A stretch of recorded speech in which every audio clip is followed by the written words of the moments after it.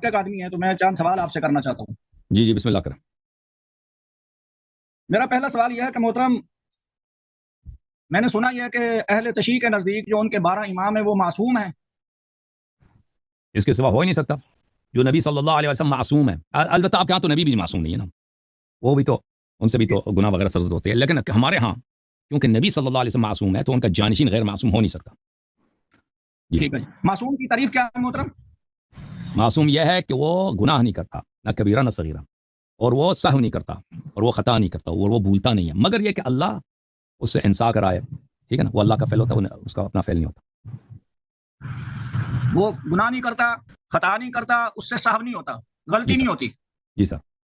معصوم وہ ہستی ہے جس سے غلطی سرزد نہیں ہو سکتی. عرض یہ کیا، مگر یہ کہ کسی مصلحت کے بنا پر اللہ تعالیٰ انصاف کرا دے، وہ اللہ کا فعل ہے، اس کا اپنا فعل نہیں ہوا. اچھا، اللہ کا فعل ہے. ٹھیک ہے. بہرحال اس سے پہلے جو میں نے تعریف سنی تھی اہل تشیع کی زبان سے دوسرے علماء کی، کہ وہ یہ تھی کہ معصوم ذات جو ہوتی ہے وہ ہر معاملے میں اللہ تعالیٰ سے مشورہ کر کے اجازت لے کے اللہ کی اجازت سے کرتے ہیں جو بھی کرتے ہیں. کیا یہ ٹھیک ہے؟ میں نے تو یہ نہیں دیکھا کہ اللہ سے کوئی مشورہ کرتا ہے. اللہ کی ہدایت ان کے پاس ہوتی ہے، رسول پاک صلی اللہ علیہ وسلم پہ وحی آئی ہے، شریعت حلال حرام آیا ہے، نبی صلی اللہ علیہ وسلم نے اس کا علم اہل بیت علیہ السلام کو منتقل کیا ہے. تو وہ اس طرح میں نے کہیں نہیں دیکھا کہ اللہ سے مشورہ نہیں کیا جاتا. اللہ کی توہین ہے کہ اللہ سے مشورہ کیا جاتا ہے. اللہ کے معصوم ہستی کا عمل عین اللہ کی رضا ہے. بالکل بالکل صحیح ہے. مشورے کی بات جو آپ نے کہی نا وہ غلط کی. اللہ سے کوئی مشورہ نہیں کرتا بھائی. مشورہ تو انسانوں سے ہوتا ہے، جس کی جو سوچ کے کوئی بات کرتا ہے نا اس کی رائے ہوتی ہے، اس کو آپ عمل کریں یا نہ کریں، آپ کی مرضی. یہ تو انسانوں کے لیے اللہ نے کب بولا کہ میں مشورہ دیتا ہوں؟ آپ نے جو تعریف کی اس کے مطابق تو یہ ہو سکتا ہے، اس سے مطابق تو کبھی ہو سکتا ہے. بہرحال آپ کو شیعوں کے متعلق آپ کے پاس کچھ معلومات ہیں جو بے بنیاد ہیں. بہرحال وہ مزید حکم کریں بھائی.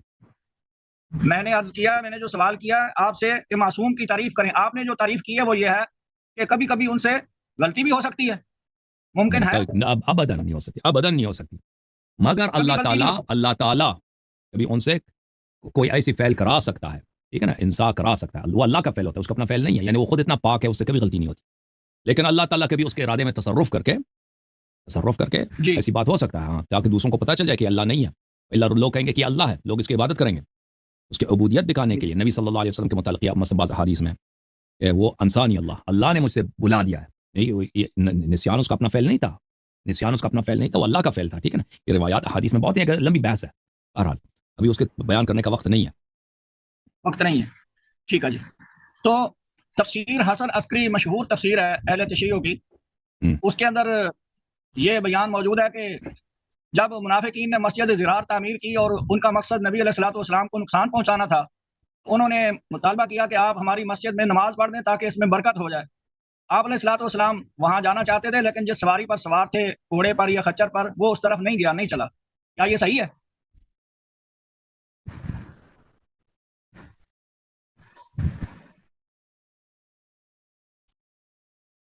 آواز نہیں آئی جی. میں دیکھ رہا ہوں، ایک منٹ میں تفسیر کو دیکھ رہا ہوں جی.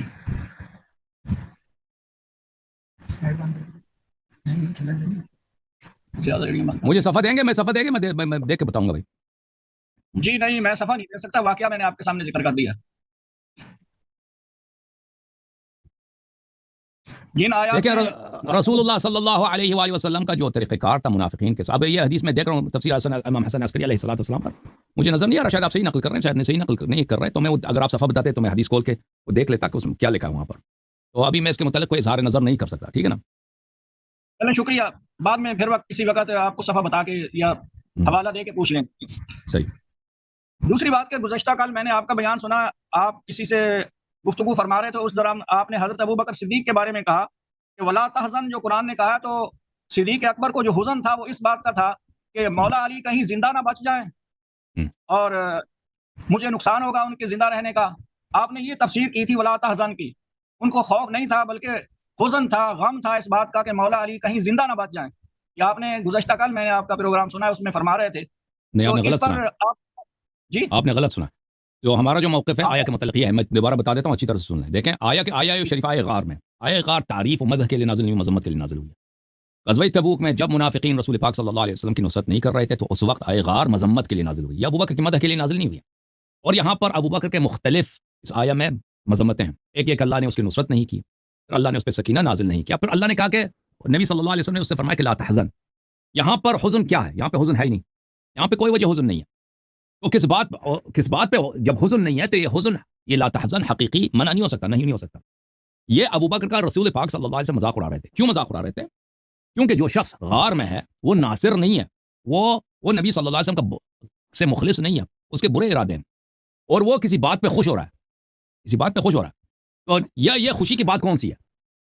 خوشی کی بات صرف ہمارے سمجھ میں یہی آ سکتی ہے کہ رسول پاک صلی اللہ علیہ وسلم کی جان بچ گئی ہے, لیکن امیر المومنین علیہ السلام کی جان نہیں بچے گی. وہ تو حتماً جب کفار آئیں گے ان کو شہید کریں گے. تو رسول اللہ صلی اللہ علیہ وسلم سے فرما رہے ہیں کہ لا تحزن, تجھے تو غم زدہ ہونا چاہیے, لیکن تجھے غم کے بجائے تو خوشی ہو رہی ہے دل میں, اس لیے میں فرماتے ہیں کہ لا تحزن, تو حزین نہ ہو جائے. ٹھیک ہے نا؟ یعنی یہ اس طرح کہ جیسے قرآن مجید میں ذوق انک انت العزیز الکریم, اللہ تعالیٰ جہنم والے جب لوگ جہنم آئیں گے تو ان سے کہیں گے کہ ان کو مار مار کے ملائکہ کہیں گے کہ آپ تو بڑے سردار ہیں, آپ تو بڑے عزیز آدمی ہیں, آپ تو بڑے ہی صاحب احترام ہیں, مارتے ہیں, کہتے ہیں آپ ذرا چکیے نا چکیے. تو اس طرح ان کا مذاق اڑانا تھا. کیونکہ یہاں پہ وجہ کیا ہے؟ وجہ یہ ہے کہ جو شخص غار میں ہے اللہ تعالیٰ نے تو تصریح کی کہ اللہ اس کو نصرت حاصل نہیں ہے, اللہ اور اس پہ سکینہ بھی نازل, یعنی مومن نہیں ہے, مومن نہیں ہے. اور ساتھ آیا اسی لیے نازل ہوئی ہے, اور کفار نے اس کو نکالا بھی نہیں ہے وہاں سے, اس کو کفار سے کوئی مشکل ہی نہیں تھا. تو ساتھ غار میں جو آدمی غیر مخلص ہے, یہ تو قرآن واضح طور پہ بتا رہا ہے. تو لا تحزن کا جو ہمیں سمجھ آ رہا ہے, اس کے علاوہ اور مقصد ہمارے سمجھ میں نہیں آ رہا. ٹھیک ہے نا؟ یہ ہم نے عرض یہ کیا تھا. جی آپ نے گزشتہ کل بھی یہی عرض کیا تھا. جی آگے جی آپ لا تحزن کا کوئی صحیح وجہ بتائیں نا, آپ لا تحزن کا کوئی صحیح وجہ بتائیں کہ ابو بکر کو اس بات کا حزن تھا. آپ نے جو بیان کیا تھا, سنیں, آپ نے جو بیان کیا تھا میں اسی پر گفتگو کر رہا ہوں آپ سے. آپ نے جو یہ ساری لا تحزن کی تعبیر بیان فرمائی ہے, تو یہ محض آپ کی تفسیر بالرأی ہے, یہاں پر کوئی قرآن کی آیت تو نہیں, آپ خود فرما رہے ہیں کہ ہمیں یہ سمجھ آتا ہے, تو جو آپ کو سمجھ آیا قرآن وہی ہوتا ہے. قرآن مجید میں ہم نے افلا یتدبرون القرآن ام علی قلوب اقفالها, دیکھیں یہ کہ یہ شخص جو غار میں یہ ناصر نہیں ہے, یہ تو ثابت ہے کیونکہ یہ آیات مذمت کے لیے نازل ہوئی ہے. اس شخص کی اللہ نے تائید نہیں کی ہے, الا تنصروه فقط نصرہ اللہ, اللہ نے اس کی نصرت نہیں کی. ٹھیک ہے نا؟ اللہ نے اس کے عدم ایمان پہ تصریح کر دی اور فرمایا فانزل سکینته علیہ وایدہ فی بجنود لم تروا. تو غار میں جو آدمی ہے, غار میں ایک آدمی ہے نا, وہ غار میں جو آدمی ہے وہ غیر مخلص ہے. اب اس سے کہا جا رہا ہے کہ تو غم نہ کر میرے بھائی, غم نہ کر. یہاں پہ یا تو غم حقیقی ہو سکتا ہے یا یہ منع جو ہے مجازی ہے. ٹھیک ہے نا؟ حقیقی تو ہو نہیں سکتا کیونکہ اس کو وہاں پہ کوئی مصیبت نہیں آئی ہے, تو مجازی ہے. مجاز کے احتمالات کیا ہیں؟ مجاز کے احتمالات میں وہاں پہ صرف یہی ہے کہ اس شخص کو خوشی ہو رہی ہے, کہ خوشی ہو رہی ہے کہ بھائی آپ جو ہے نا اس کے بھائی قتل ہو جائیں گے. آپ نے فرمایا کہ وہ مومن نہیں ہے, تو غار میں ساتھ ہے وہ مومن نہیں ہے. بالکل مومن نہیں ہے تو کافر ہے, مسلمان ہے, مسلمان ہے, منافق ہے. اچھا منافق ہے, ٹھیک ہے جی. آپ نے متعین منافق بھی کفار کے اقسام میں سے. اگر وہ مومن ہوتا تو اللہ اس کی نصرت بھی کر دیتا, اللہ اس کو مومن کے الفاظ سے ذکر کر دیتا, اللہ تعالیٰ اس پہ سکینہ بھی نازل کر دیتا نا. میں نے بار بار کہہ دیا. میں تو خود یہ کہہ رہا ہوں کہ نفاق جو ہوتا ہے وہ کفر کے قریب ہوتا ہے, ایمان کے قریب نہیں ہوتا. ایسے ہی کفر کے اقسام میں سے, اقسام میں سے ہے. تو ہمیں تو یہ بھی پتہ چلا کہ مولا علی نے حضرت جعفر رضی اللہ تعالیٰ کی بیوہ اسما بنت امیس کا نکاح ابو بکر صدیق کے ساتھ کر دیا تھا. یہ سچ ہے کہ جھوٹ ہے؟ تو منافق بے اس دنیا میں نہیں. حضرت علی علیہ السلام نے ان کو نکاح کروایا, یہ غلط آپ کہہ رہے ہیں کہ انہوں نے کرایا. دیکھیں منافق پہ ان کی نکاح ہوئی, اسما بنت امیس کی نکاح ہوئی, حضرت علی علیہ السلام نے کرایا, یہ آپ نے سنا ہے, یہ آپ کا نظریہ ہے. ٹھیک ہے, لیکن منافق پہ دنیا میں مسلمانوں کے احکام جاری ہوتے ہیں. یعنی منافق سے آپ شادی کر سکتے ہیں. منافق اگر باپ مر جائے, باپ مسلمان ہے, بیٹا منافق ہے, بیٹے کو ارث ملے گا. اگر کافر ہو تو نہیں ملے گا, لیکن یہ بیٹا منافق ہے, دل میں کافر ہی ہے, لیکن اس کو ارث ملے گا. اگر اس منافق کو کوئی قتل کرے اس کا قصاص ہوگا. یعنی بالکل وہی حقوق جو مسلمانوں کے ہے, حقیقی مسلمان مومن کے, وہی حقوق دنیا میں منافق کے بھی ہیں. تو یہ اسلام کا حکم ہے. شادی ہو جانے سے اس کی منافقت رد نہیں ہوتی, کیونکہ منافق کی عرض بھی ہوتی ہے, نکاح بھی ہوتی ہے, سب کچھ ہوتا ہے, اس پہ سب مسلمانوں کے احکام جاری ہوتے ہیں. تو آپ کو پتا ہے کہ نبی صلی اللہ علیہ وسلم نے عبداللہ ابن ابی ابن سلول کا جنازہ پڑھا تھا, آپ کو پتا ہے؟ جی جی, اللہ تعالیٰ نے منع کر دیا. پڑھایا تو ہے نا. پڑھایا وہ تو آپ لوگوں کا عقیدہ ہے, وہ تو عمر کا ابن خطاب کا ادعا ہے نا. تو ان کے ہاں بخاری میں یہ ہے بھائی, رسول صلی اللہ علیہ وسلم نے پڑھانے گئے تھے تو عمر نے پکڑ کے ان کو کھینچا. یہ بہترامی دیکھیں کہ اللہ کیوں آپ نماز پڑھ رہے ہیں, ان کی اس کی اللہ نے آپ کو منع نہیں کیا. تو رسول صلی اللہ علیہ وسلم نے فرمایا کہ اللہ نے منع نہیں کیا. اللہ نے فرمایا کہ چاہے ان کے لیے استغفار کریں یا نہ کریں, اللہ ان کی مغفرت کر دے. اللہ ان کی مغفرت نہیں کرے گا. اللہ نے مجھے اختیار دیا کہ میں پڑھوں یا نہ پڑھوں. تو پھر کہتا ہے کہ تم نہ پڑھو.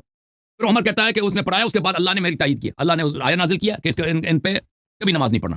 تو یہ عمر بن خطاب کا ہے نا, کہ اللہ تعالیٰ نے رسول صلی اللہ علیہ وسلم کی مذمت کی اور میری تعریف کیا. یہ آپ لوگوں کا عقیدہ ہے عمر کے متعلق, اس کا ادعا ہے. تو بہرحال نبی کریم صلی اللہ علیہ وسلم منافقین پر اسلام کے احکام جاری کرتے تھے, جب تک کہ وہ ظاہری کفر کا اظہار نہ کرتے علل علن تو ان کے ساتھ کفار والا معاملہ نہیں کرتے. ان پہ بالکل اسلام کے حکم مسجد میں آتے ہیں, نماز پڑھتے ہیں, رسول صلی اللہ علیہ وسلم کے پاس اگر زکوٰۃ آتے ہیں تو زکوٰۃ جیسے عام مسلمانوں کو دیتے منافقین کو بھی دیتے تھے, بلکہ منافقین کو زیادہ دیتے تھے مؤلفۃ القلوب ہونے کی وجہ سے. جی آپ نے اس بات کو تسلیم کر لیا نا کہ عبداللہ ابن ابی منافق کا جنازہ پڑھایا, بعد میں اللہ تعالیٰ نے منع فرما دیا, یہ ٹھیک ہے؟ جی میں جی جی جی آپ کیا کہیں پیغمبر نے غلطی کیا؟ آپ کہہ رہے ہیں پیغمبر نے غلطی کیا؟ میں یہ نہیں کہہ رہا. تو نبی صلی اللہ علیہ وسلم آپ مانتے ہیں کہ ان پہ منافقین, سب منافقین پہ مسلمانوں کے احکام جاری کرتے تھے, آپ کو پتہ ہے نا بھائی میں نے تو آپ سے چھوٹا سوال کیا کہ انہوں نے منافق کا جنازہ پڑھایا, بعد میں اللہ تعالیٰ نے ان کو منع کر دیا, یہ ٹھیک ہے؟ غلط کیا ہے اچھا کیا نماز پڑھایا صحیح کیا پیغمبر پر صحیح کیا آخر تک نبی صلی اللہ علیہ وسلم یوم وفات تک منافقین پر اس مسلمانوں کا کام جاری کرتے تھے. کبھی ایسا نہیں ہوا کہ نبی صلی اللہ علیہ وسلم کہہ رہے کہ فلان شخص منافق ہے اس کو میراث نہیں ملے گا, فلان شخص منافق ہے اس کا اگر اس کو کسی نے قتل کیا اس کا قصاص نہیں ہوگا, کبھی نہیں فرمایا. محترم آپ بات تو سمجھے نا, یا کوئی شخص منافق ہے جا کے اس کو قتل کرو اس لیے کہ وہ منافق ہے اس کو قتل کرو, ٹھیک ہے نا. منافق کا جنازہ پڑھایا تو اللہ تعالیٰ نے رہنمائی فرما دی, آپ علیہ السلام کو منع فرما دیا. یعنی غلط کیا ہے, آپ کہہ رہے ہیں غلط کیا؟ میں تو نہیں کہہ رہا, آپ کہنا چاہتے ہیں شاید, میں نے ایک بار بھی نہیں کہا. آپ کہتے ہیں اللہ نے منع کیا, اللہ نے منع کیا. وہ اس منافقین کی بات ہے جس منافقین کا منع کیا ہے جو اپنے نفاق کو نہیں چھپاتے تھے, ان منافقین سے منع کیا. وَإِلَّا وَأَهْلُ الْمَدِينَةِ مَرَضُوا عَلَى النِّفَاقِ لَا تَعْلَمُهُمْ نَحْنُ نَعْلَمُهُمْ. وہ دیکھ منافق کے دو اقسام تھے مدینہ منورہ میں. ایک منافق تھے جو کلم منافق تھے, نبی صلی اللہ علیہ وسلم کو علن علن گالی دیتے تھے, ٹھیک ہے نا. قرآن میں وَلَا تَلْبِسُوا الْحَقَّ بِالْبَاطِلِ, آپ تلبیس نہ کریں, بات سیدھی. دیکھیں آپ میرے اوپر کیسے بات ٹھوکنا چاہتے ہیں. بھائی میں آپ پہ نہیں ٹھوکنا چاہتا, میں اپنا نظریہ بتا رہا ہوں کہ دیکھیں منافق کے دو اقسام تھے مدینہ میں. ایک وہ منافق تھے جو کلم منافق تھے, یقولون لئن رجعنا الى المدینة لیخرجن العز منه الاذل. نبی صلی اللہ علیہ وسلم کو کلم گالی دیتے تھے, ٹھیک ہے نا. ایک وہ منافق تھے. ایک منافق تھے جو اپنے نفاق کو چھپاتے تھے. ومن اهل المدینة مرضوا على النفاق لا تعلمهم نحن نعلمهم. وہ منافقین جن کی نماز میں رسول صلی اللہ علیہ وسلم نے پڑھائی ہے بعد میں منع کیا گیا, وہ منافق تھے جو کلم منافق تھے, جو علی العلن پیغمبر کو گالی دیتے تھے اور کہتے تھے مسلمان بھی ہیں, ٹھیک ہے, بے عزتی بھی کر جو بھائی وہ اس طرح کے منافق تھے. وہ منافق جو اپنے نفاق کو چھپاتے تھے, استاد تھے نفاق میں, یعنی بیوقوف نہیں تھے. ایک تو تھے بیوقوف منافق جو اپنے نفاق کو نہیں چھپا سکتے تھے, ایک تھے سمجھدار منافق شیطان منافق. ان پہ تو نبی صلی اللہ علیہ وسلم نے کبھی بھی یہ نہیں کیا کہ میں ان کو نماز نہیں پڑھاؤں گا. جی تو اس بات کا پتہ آپ کو چلا ہے کہ جو اپنے آپ کو چھپانے والے منافق تھے ان کا علم آپ کے پاس اب آیا ہے, مولا علی کے پاس نہیں آیا, حسن حسین کے پاس نہیں آیا, دیگر اہل بیت کے پاس نہیں آیا, وہ ان کے ساتھ رہے. اور حضرت مولا علی جو تھے وہ معصوم امام ہونے کے باوجود انہوں نے اپنی بیٹی کا نکاح عمر بن خطاب کے ساتھ سن 17 ہجری میں کر دیا. وہ آپ کی غلط فہمی ہے نا, آپ کی غلط فہمی ہے کہ ان کی شادی کرا دی, وہ شادی ہوئی نہیں ہے, وہ شادی چڑیل سے ہوئی تھی. بہرحال آپ ان باتوں کو اب آپ میرے کلپس کو دیکھ لیں. کیسے ہوئی تھی, جیسے ہوئی تھی ویسے اسی طرح ہوئی تھی, چڑیل سے ہوئی تھی. چڑیل تو انسانی نسل میں سے نہیں ہے, اور انسان کا نکاح غیر انسان سے نہیں ہوتا. ہاں تو کیوں نہیں ہوتا؟ اچھا پھر سن لو, اب پھر سن لو. جی سناؤ.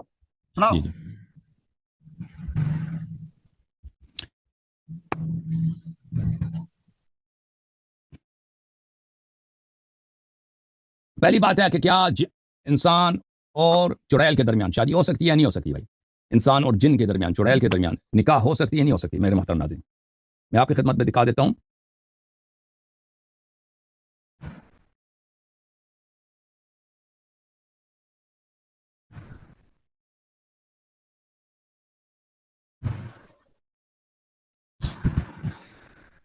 یہ کتاب ہے الفتاوى الحدیثیہ لابن حجر الہیثمی المکی, متوفى سنہ 909, چاپ دار المعرفہ.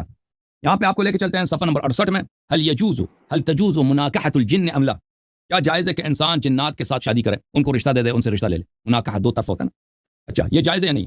اس کے متعلق وہ فرماتے ہیں واختلف العلماء فی جواز نکاح شرعا. علماء نے اس مسئلے پہ اختلاف کیا کہ یہ شریعت میں جائز ہے یا نہیں ہے, لیکن امکان پہ تو کسی نے نہیں کیا کہ وہ قرآن کی آیت ہے.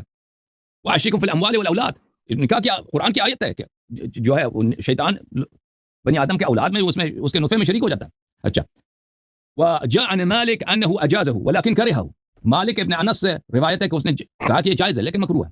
اچھا اور اسی طرح حکم ابن عیینہ, قتادہ, حسن بصری, عقبہ ابن الحسن, حجاج ابن ارطاد, ان سب نے کہا کہ یہ جائز ہے. اچھا ملاحظہ فرمائیں, میں آپ کو مزید دکھاؤں. آپ کا کیا مسئلہ ہے؟ دیوبندی ہیں, بریلی کیا؟ دیوبندی. چلیں دیوبندی. یہ مجموعۃ الفتاوی لابن تیمیہ الحرانی, جزء 19, یہ آپ کا پیر صاحب ہے. بھلے یہاں پر بھلے جنات سے متعلق شادی کے متعلق فرماتے ہیں وَسَرْعُهُمْ لِلْإِنْسِ قَدْ يَكُونُ عَنْ شَهْوَةٍ وَهَوَى وَعِشْقٍ كَمَا يَتَّفِقُ لِلْإِنْسِ مَعَ الْإِنْسِ. کہتے ہیں کہ بعض دفعہ ہوتا ہے کہ جنات انسان کے عاشق ہو جاتے ہیں, جیسے انسان ایک دوسرے کے عاشق بنتے ہیں. وَقَدْ يَتَنَاكَحَ الْإِنْسُ وَالْجِنُّ وَيُولَدْ بَيْنَهُمَا وَلَدٌ. بہت دفعہ ہوتا ہے نکاح ہو جاتی ہے جن و انس میں, جن اور انس میں نکاح ہو جاتی ہے. وهذا كثير معروف, کہتے ہیں یہ بہت زیادہ واقع ہوا, معروف ہے. وقد ذكر العلماء ذلك, اور علماء نے اس کا واقعات ذکر کیے. یہ کتاب ہے احکام المرجان فی احکام الجان للعلامہ ابو عبداللہ الشبلی, متوفى سنہ 769, چاپ دار الکتب العلمیہ بیروت لبنان میں چھپی ہے. ملاحظہ فرمائیے, باب فی مناکحۃ الجن, جن کے ساتھ نکاح کرنے کے احکام. احد, یہاں کہتے ہیں دو مقام ہے, ایک امکان پہ بات کرتے ہیں, دوسرے مشروعیت پر. اما ان کا امکان نکاح الانسی الجنیہ وعکس ممکن, انسان جنی عورت کے ساتھ یا جنی مرد انسان عورت کے ساتھ شادی کرے, بالکل ممکن ہے. اچھا, اور شرعیت کے ساتھ, پہلے شرعی کے متعلق پھر وہ الگ احکام بتاتے ہیں کہ وہ جائز ہے یا نہیں. بہرحال یہ اور بھی کتابیں جامع احکام قرآن وغیرہ میں. اچھا, تو جب یہ پتہ چلا میرے محترم ناظرین باتیں کہ عمر بن خطاب کی شادی کیسے ہوئی تھی, یہ لوگوں نے ایسے مشہور کر دیا کہ عمر بن خطاب کی شادی ہوئی ہے, یہ شیعہ کتب میں لکھا ہے. کس کے ساتھ؟ امیر المومنین اعظم کی بیٹی کے ساتھ. تو اچھی طرح سے سن لو بھائی, شیعہ کتاب آپ کے علماء نہیں پڑھتے, وہ جھوٹ سے حوالہ دیتے ہیں, پوری حدیث نہیں سناتے آپ کو. یہ کتاب الفروع من الکافی, یہ ہے بھائی جلد نمبر 5, کتاب النکاح, باب تزویج ام کلثوم, ام کلثوم کی شادی.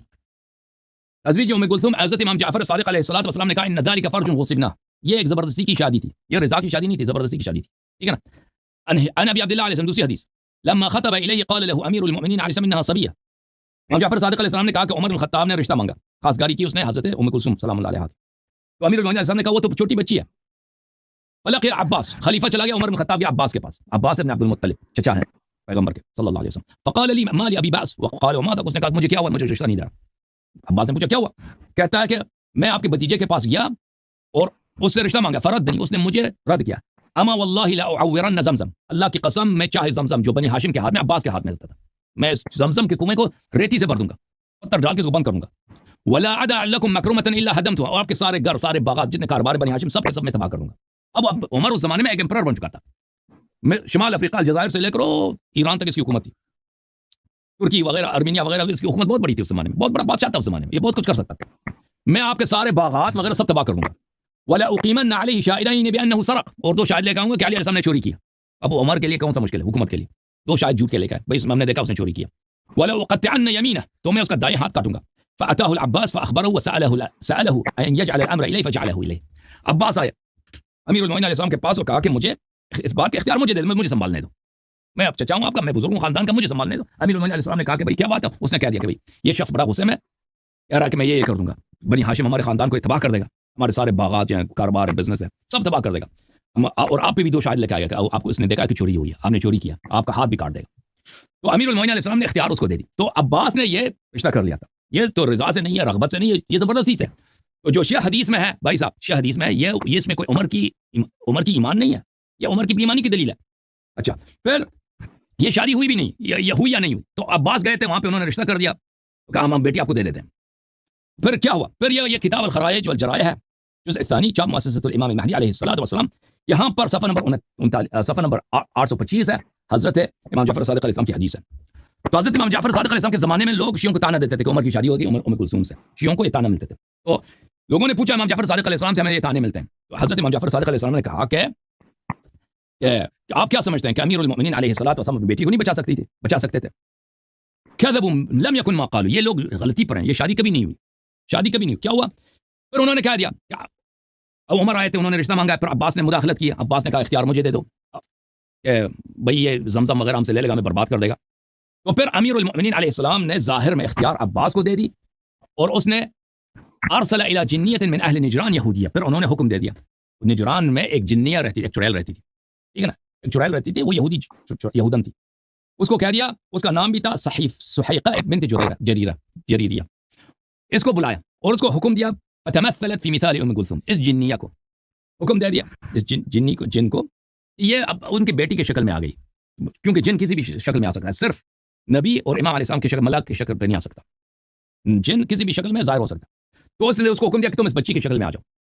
وحجبت الابصار عن ام کلثوم, اور اپنی بیٹی جو ان کی واقعی بیٹی ہے حضرت زہرا سلام علیہا کی بیٹی, ان کو چھپا دیا گھر میں.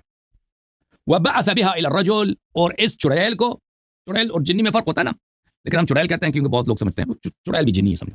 اس چڑیل کو بھیج دیا امیر المؤمنین علیہ السلام نے. عمر خوش ہو گیا کہ میں داماد بن گیا, سنی بھی خوش ہیں کہ داماد ہے. وہ چڑیل سے شادی ہوئی تھی بھائی. فلم تزل عنده حتى انه استراب بها يوما, تو وہ اس کے گھر میں تھی, وہ چڑیل عمر کے گھر, وہ حرکات کرتی تھی بھائی, پتہ نہیں کیا عمر کو ستاتی تھی. تو ایک دم عمر کو شک ہو گیا بھائی, یہ تو بنی آدم میں سے نہیں ہے, ٹھیک ہے نا, یہ جو ہے چڑیل, او قاری صاحب آپ ہیں, چلے گئے, قاری چلا گیا بھائی، قاری چلا گیا. اچھا قاری چلا گیا تو اس کو شک ہو گیا. فقال ما فی الارض اہل بیت اسحر من بنی ہاشم. اس نے کہا، اس کو سمجھا، کہتا ہے کہ انہوں نے مجھے جادو کیا، یہ بنی ہاشم بڑے جادوگر ہیں، یہ بڑے جادوگر ہیں، کیونکہ نبی صلی اللہ علیہ وسلم کو بھی جادوگر ہی سمجھتے تھے یہ لوگ، یہ تو بڑے جادوگر، ان سے بڑا بڑھ کر جادوگر نہیں ہے. ثم اراد ان یظہر ذلک للناس. پھر اس نے ارادہ کیا کہ میں اب اس کو بے عزت کروں گا، کہ دیکھیں میرے ساتھ اتنا فراڈ کیا ان لوگوں نے، میں نے ان سے رشتہ منگایا، انہوں نے اپنی بیٹی کی جگہ مجھے ایسی کسی اور مخلوق سے میری شادی کرا دی. عمر کو پتہ چل گیا تھا نا، اس نے کچھ کیا تھا عمر کے ساتھ، چڑیل نے ایسے کچھ کیا ہوگا تو اس کو شک ہوا تھا. یہ آ گئے بھائی، آ گئے. اچھا فقتل. تو پھر اس زمانے میں عمر، اب سن لیں، عمر پھر جو ہے عمر قتل ہو گیا. اس سے پہلے کہ وہ ظاہر کہ عمر قتل ہو گیا، اور وہ جو اور وہ میراث بھی بڑھ گیا ان میں، جن کا میراث تھا وہ انصرف، وہ عورت جو ہے نجران چلی گئی، وہ جو چڑیل تھی وہ واپس اپنے قبیلے میں چلی گئی. واظہر امیر المؤمنین علیہ السلام ام کلثوم. اور امیر المؤمنین علیہ السلام نے پھر ام کلثوم کو ظاہر کیا تھا. اب یہاں پہ ایک اشکال ہوتا ہے کہ دیکھیں یہاں پر کہ یہ چڑیل نے امیر المؤمنین علیہ السلام کی بات جنات نے کیوں مانی. تو دیکھیں امیر المؤمنین علیہ السلام انبیاء کے وارث ہیں، انبیاء کے وارث ہیں، انبیاء علیہ الصلوۃ والسلام چاہے وہ جن کافر بھی ہوں نا، ان پہ ان کا حکم چلتا ہے. لہذا فرمائیے سورہ النمل ہے، بسم اللہ الرحمن الرحیم، وحشر لسلیمان جنوده من الجن والانس والطیر فیہم یوزعون. سلیمان کے لشکر میں جن بھی شامل تھے، انس بھی شامل تھے، ٹھیک ہے نا.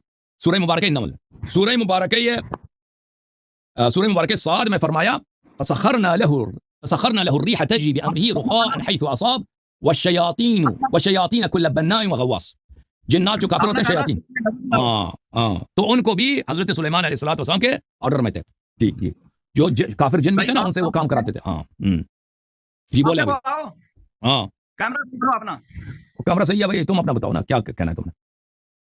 جی آپ نے بہت تقریر لمبی کر دی، میرا مقصد جو تھا سوال چھوٹا تھا، آپ نے بہت لمبی تقریر کی، وہ مقصود نہیں. پہلی بات تو یہ وہ آپ کو پتہ ہی نہیں تھا نا، آپ کہہ رہے تھے چڑیل سے کیسے شادی ہوئی ہے، چڑیل سے کیسے شادی ہوئی ہے، چڑیل سے شادی ہو ہی نہیں سکتی. تو مجھے پہلے ثابت کرنا پڑا آپ کے اپنے اکابر علماء سے کہ بھائی چڑیل سے شادی کا فتویٰ دے دی کہ جائز ہے، جن سے شادی ہو سکتی ہے. آپ کے نزدیک ہمارے، آپ بات بھی سن لینا، آپ کے نزدیک ہمارے علماء کوئی حجت نہیں ہے کہ آپ ہمارے علماء کو پیش کر رہے ہیں. آپ نے کوئی حدیث یا قرآن مجید کی آیت پیش نہیں کی. دوسری بات یہ ہے ابھی حدیث اتنی حدیث دکھا دیا بھائی کہ جن حق ہے، اور جن حق ہے، میں ثابت کروں کہ جن حق ہے.